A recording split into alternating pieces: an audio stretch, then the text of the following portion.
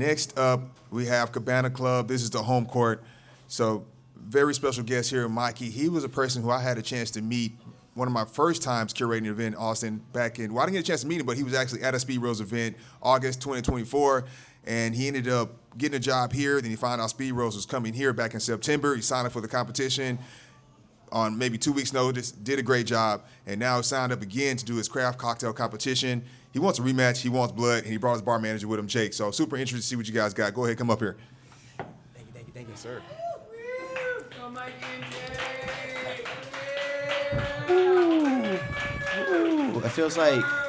It feels like we just did this like a week ago, and now we're back doing it again. I love it. Well, I guess let me start off by saying thank you everyone for being here. For all the audience and the guests out there, everyone that came to support us and all the other competitors. It means the world. We really appreciate it. Man, this has been fun. This has been a super rewarding experience. Like John said before, for some reason, what they have going on, I guess, in terms of like concepts and kind of like the goals and what they want to bring to the table and kind of put on people that take this hospitality industry really seriously, seems to keep working in our favor timeline-wise. So I guess the theme was health and wellness this time around, and it just so happens that we, as a venue, have kind of really shifted our focus, playing into more health and wellness, community-based programming. We do dance classes. We have a run club that meet us here every Wednesday, and they're one of the biggest in Austin. They're super cool. And then also something we started doing recently was like this big wellness retreat, and we got like saunas and cold plunges outside, and along with that, we just launched a whole wellness menu. And so for us, the concept was pretty clear from the get-go. Contest aside, this had to make sense for us and our venue with all the health and wellness programming that we got going on here. And so from the get-go, we knew what the flavor profile was going to be. We knew that we wanted to use fresh juices. We knew that we wanted to actually make this something that, you know, the mindful customer would come in and like truly enjoy. And so that was the whole concept from the get-go. And then the fun part of it was actually kind of getting to go through and refine it. I won't lie and say that we had a banger off the get-go. We had to really do some work and go back and rethink things and kind of, you know, figure out what made this work and how to like actually highlight the ingredients. And then also, you know, Waterloo Gin being the sponsor, you know, we wanted to make sure that this couldn't just work with any other gin. And yeah, no, it's been super fun. It's been super rewarding. I'll pass it to Jake to talk about kind of the flavor profile and why we chose what we chose. Thank you, Mikey. So for ours, we wanted to really highlight the Waterloo Prickly Pear Gin. So we started with some fresh prickly pear, cucumber, and strawberry that we juiced together to make a blend that kind of complemented prickly pear because it does have those notes of cucumber and strawberry. So we made that our base juice. And then we also did some fresh lemon juice, a local Texas honey to add some sweetener that's a non-refined sugar to stay on like that health standpoint. And then afterwards, we did a milk wash with everything just to kind of add like that smooth texture, almost to give it like a smoothie like style of base. And then to finish it off, to add a little bit more health aspect, we did like a probiotic strawberry yogurt foam, just to kind of add another level of health and wellness to that. And then, of course, a little strawberry fruit leatherfish, just to kind of, you know, add to the theme of our, you know, sushi boat, because our drink is called Big Tuna. If you're confused by the name Big Tuna, you maybe have never seen The Office. So I hope you guys are Office fans, because that was kind of the running joke. The meat of the prickly pear fruit is called tuna, and so the initial idea was like, let's make like a fruit tuna cocktail and then serve it on a sushi boat, because boats are cool and we have a pool. So maybe this thing floats. We'll find out later. It was more to highlight the venue, because we do have a sushi truck. We have a pool, so, you know, water is like a big theme for us. So as far as it being presented that way, I don't think we would, unless it was like multiple drinks at once. Just a single one, we wouldn't do a whole boat for in that aspect, but yeah. We have a mini one too that holds 2 drinks if somebody really wants their own little boat. But I have not tried it yet, which actually brings me into kind of my question. I'm actually lactose intolerant, so I'm not really going to be able to fully enjoy. I'm going to still taste it. So I think that kind of goes into my question of inclusivity, right? So somebody with this dairy allergy is not going to be able to kind of have this experience and be able to enjoy the drink. Is there a way that you would possibly make it dairy-free while still keeping the integrity of the drink, or are you just going to say order something else? I got that. So I did, after I thought about that too as well. As far as I can tell, when you do like the milk washing clarification process, essentially the lactose gets removed, and so the base drink itself, according to some studies, the ones that I read, it should be safe. And then we actually have an alternative hibiscus foam that's dairy free. It's coconut milk based, and so it'd be a nice substitute with this gin, especially just because it has hibiscus notes also. So we have a way to include people if need be. Absolutely. And why use half and half versus like whole milk or 2% or type of milk? I feel like we wanted to go with more of like the fat content factor. Since we do have like a smoothie as the top, we kind of wanted to like keep that same like creamy texture as the milk was. We tried it with milk too, as a little too subtle. We also tried it with the Greek yogurt, which added a little too much like funk flavor. So we kind of like met somewhere in the middle. So that's where we ended up with the half and half. Is that just because you wanted more fat, you wanted like the viscosity of the liquid. But the yogurt was too much. Home milk was just like a little too light. But yeah, so we trial and error. I'm not sure if you mentioned this, but what is the cute little fish garnish made out of again? Strawberry fruit leather. Very cool. It's good, even though I can't like fully partake. The flavors are good. I do really like that kind of like viscosity too, kind of that like almost thicker smoothie. Like you really taste like how fresh and how fruit like forward it is. It's really nice. And so, I have a quick question. How long have you been bartending? 3 years. 3 years. And when it comes to creating these beverages from scratch, go ahead and walk us through. What is like your scientific method? What is your process for getting to this point? Because you guys added a lot of different complicated layers here.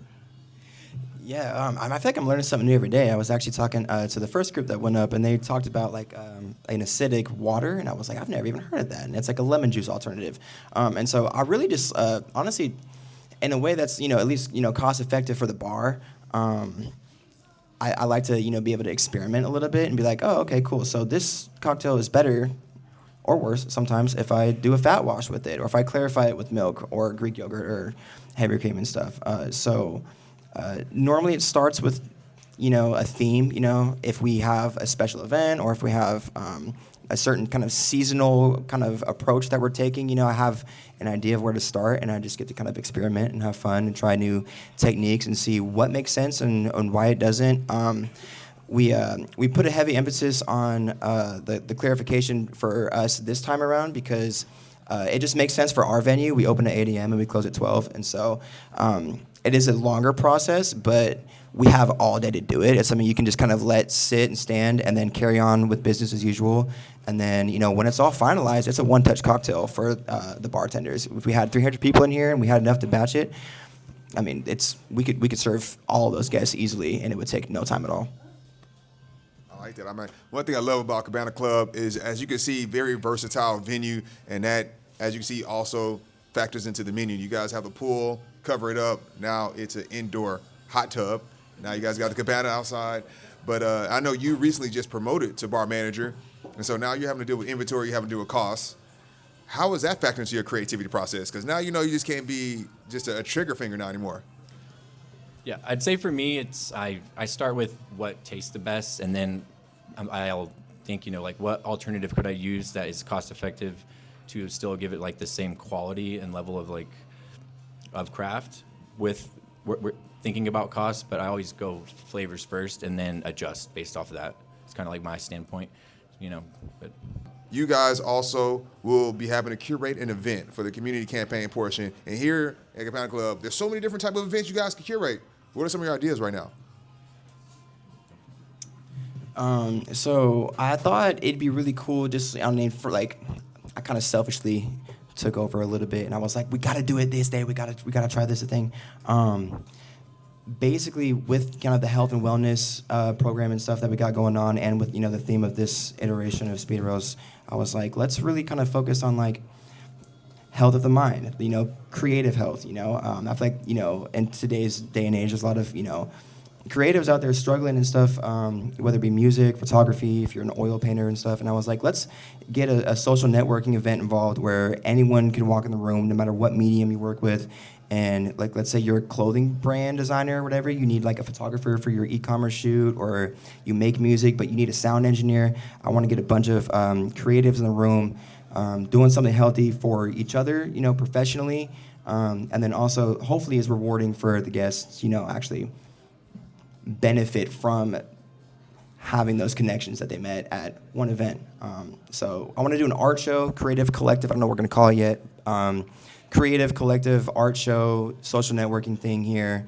I don't want to give too much away, but we got a fashion show involved already that's locked in. Yeah, we got some stuff going on. It'll be fun. I love that, man. Well, thank you guys so much. Make some noise for boys. And who keeps the boat now? Us. All right, that's fair. So as you see, the event portion is going to be another creative outlet for the bartenders. And one of the things they have to make sure that is included in that event is a social networking component, because people are going to an event a lot of times to leave with a relationship. So if you can kind of structure that into your event concept, the event's a success. It's also going to be a great time for them to showcase their cocktails. Even leading up to the event, we have some objectives where they have to create content around their cocktails. So right now, we make them come on stage to explain their cocktails. This is traumatic. And they also need to make videos of it and post them along. That's another traumatic event. So by the time they have this event, everybody's going to be in love with everything. I remember the very first time I was here, it was actually for a run club. And so that was really cool just to see everybody kind of gather here in the same spot. And it's in a really cool spot of town. So, yeah, I'm super excited to get to try y'all's cocktail. Do you want to give just describe what y'all kind of just presented to the judges? Absolutely. So what I was telling the judges was the concept was pretty clear from the get-go. We, like Jake was saying, we have the road clubs, the dance events and stuff. We have kind of we're gearing towards a more healthy wellness community gathering, and so for us it had to make sense on an actual menu. We really leaned into the health and wellness aspect. We used all fresh juices. We made our own juice blend. No artificial ingredients, no artificial sugars. We use honey as our sweetener instead of, just simple syrup. And then what it boiled down to after some refining was we made a milk punch out of it. It's a milk clarified or a dairy clarified cocktail. What it does, it removes all the impurities from the natural fruit juices and maybe even a little bit from the distilling process of the gin. It makes it like a really smooth, velvety texture. Kind of adds a little bit of viscosity, and then we topped it off with a strawberry yogurt foam. So it's chock full of antioxidants, probiotics, all kinds of stuff, and tastes delicious. Yeah, and it looked really cool too. As far as presentation goes, what was the thought process behind that? I'd say we really just wanted to showcase the venue in different assets, because we have a sushi truck, we have a pool, so kind of doing like a boat and playing off the term that the prickly pear meat of it is called tuna, so we kind of did a play off of words with that as our concept, and just kind of roll with it and did something fun, exciting. I love that. That's actually such a really cool and cute background story. So that's awesome. This is not your first time competing. What was y'all's thought process walking up onto the stage today? For me, it was just making sure that we were on the same page, and clear communication, made sure that, if we got up on stage, we would have the same answers to the same questions, And so we met up here a lot before our shifts, stayed a little bit later sometimes, came in on our off days. Really, the focus for me was making sure that I had more than one, because the first time I competed, I had one cocktail to offer the judges. I needed 3. So personally, that was a big note to hit. We had 3 this time, thank God. And then beyond that, it was just making something that really actually hit the notes on why it matters for the community, why it's important for the staff, why it's approachable for guests. And, he just got promoted to bar manager. And so I was like, what are we doing? Is it cost effective? And pretty much the whole way through, he was like, yeah, this is fine. We can do this. This is absolutely doable. And we got there. And how are you guys planning on bringing this cocktail to life over the next 8 weeks leading up to y'all's event? I think just really leaning on the health and wellness approach and just kind of creating a drink that's approachable. Also, that we can have an alternative style of it too. That we found out might need to have like a lactose-free version, which we're always willing to, we're open to criticism. So it's like now we know if we need to do multiple options, but it's mainly just promoting the health side of it.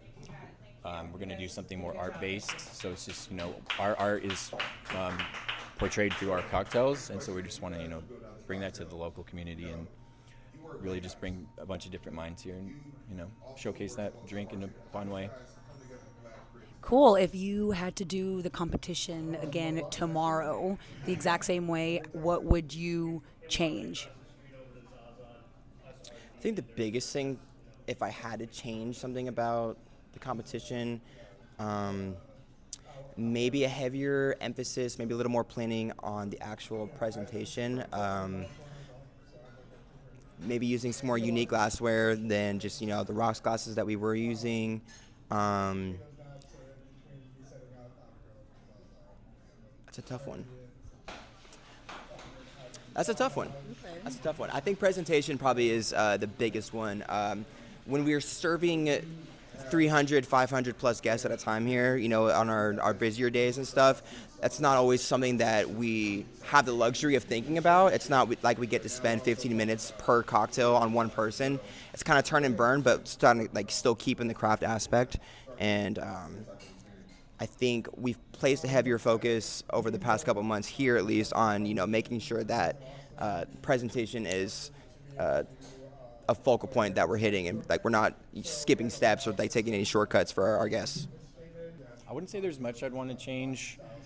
We did really streamline it because it is milk washed. It is a one-touch bottle, so the speed part is there. It's just it's very time consuming with doing the fresh juices, and a milk wash takes time, hours at a time. But I think we really refined the drink, so I'm proud of what we brought to the table. Cool. That's awesome. That sounds great, you guys. And last question, what is your own bartender red flag? Red flag for bartenders or customers? No, your own red flag. If you have a red flag, something that you do behind the bar that you would think that maybe would be not as very efficient or not very productive, or would be a red flag to others that would work with you, what would it be? I can tell you mine to give you an example. I want to hear yours first. Mine is that I like to clean the entire tin before I make another drink. So I will use all of my tins and then throw them in the sink and then clean them all at once and then reuse them like that. Oh, okay. Okay, cool. So this is easy, actually. I'm the worst in the world at looking for things. I don't know if it's because I'm ADD. I don't know if it's an object permanence situation, but if you ask me to look for something for you, you need a bottle or you need some fruit or something, it'll be right in front of my face and I won't see it. I'll ask everyone in the bar where something is before I can find it myself, and it was in my hand the whole time. It's crazy. Heard, so don't ask Mikey for anything. Cool. Okay, what about yours?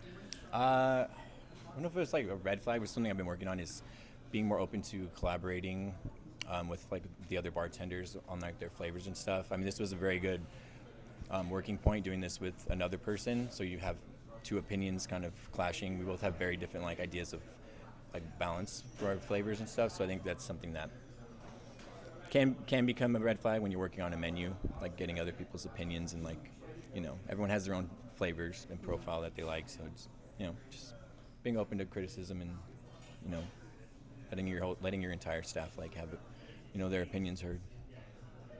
Cool. That's awesome. Thank you so much, you guys. Y'all did great, and I am looking forward to being able to try y'all's cocktail.